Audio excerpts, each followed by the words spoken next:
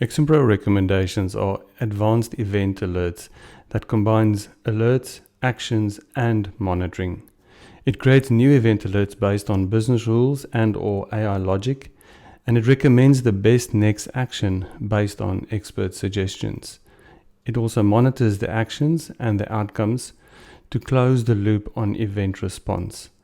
This means that operations can respond to critical events based on expert knowledge in the organization before the opportunity expires, while managers can close the loop by monitoring that it's done in a timely and appropriate manner. Let me run you through the XMPRO recommendations. Creating simple applications start by bringing in data from multiple data sources, and we create some application or visualization around it and then put that in front of users to respond to key or critical business events with recommended actions based on the knowledge of those experts in the organization. And that is the role of recommendations in the XMPRO system. So let me show you how that works. This is an example of an XMPRO event app. It was configured with our app designer, and it features an event board in this instance that highlights key events that are starting to happen across certain areas of my plant and certain equipment. And for each of those, there are recommendations which were triggered based on conditions for this, as well as recommended actions on what to take. And again, there's some other additional information from an application point of view that might be interesting for us. What I'm interested in at this stage is the recommendation around this pump. Now I could drill into the actual pump and look at it, but what I'll do from here is just have a quick look and see what this recommendation is, what the alert was that triggered it, and what the recommended action is around resolving this. So let me drill into this pump. So this is the data that triggered that recommendation. So certain conditions were met, and I'll demonstrate that in a minute, what those rules are behind this. But this was the data that triggered that. These are some of the instructions around how to potentially do this.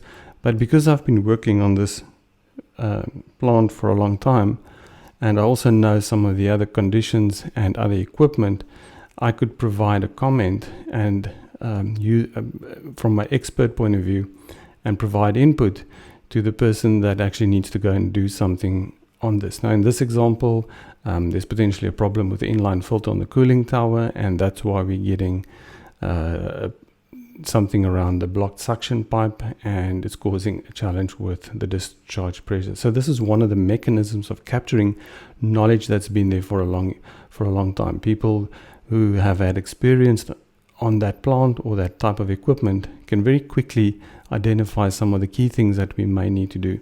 So now that I've done that, I can either automatically create a work order or work request into a backend system, but in this instance I will just put in the work request number that I've created in my EAM system or plant maintenance system, and it will then as soon as I save this and it finds that a maintenance planner or someone has created a work order for that, it would then bring that work order information back for me in real time so that I can see this has been actioned.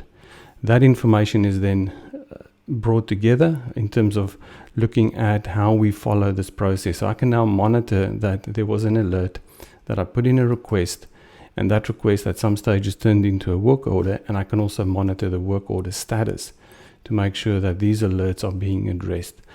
Now, how we set these alerts up is under the rules side of it. So we manage the recommendations. And again, this is a kind of a global view of all the recommendations, and I can resolve them either individually or as a group. But what I'll do in this instance is actually look at the rules behind them. How do we set up these recommendations? Now, that specific one for the pump on the discharge pressure, and this is not a detailed explanation, but just a very high level explanation of how we would put that together. We had that out of efficiency range rule, so that you can have multiple rules that you set up.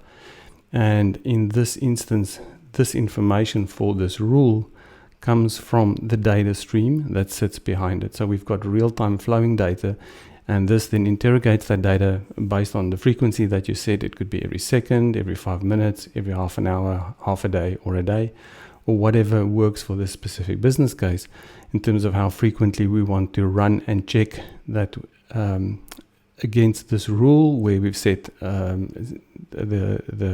parameters for that.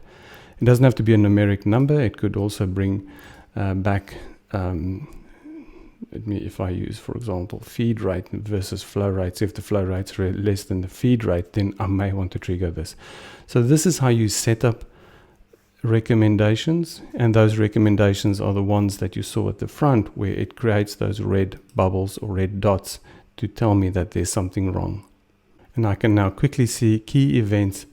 I can quickly see what the recommendations are, and then I can start monitoring the process in terms of how long did it take to generate, in terms of someone being assigned to resolve, and how long does it take us to resolve these, and also how many of these recommendations are being acted upon. And that provides the full feedback loop to make sure that we don't only alert, but we also recommend what to do, and then check that that is being done in the best and timely way.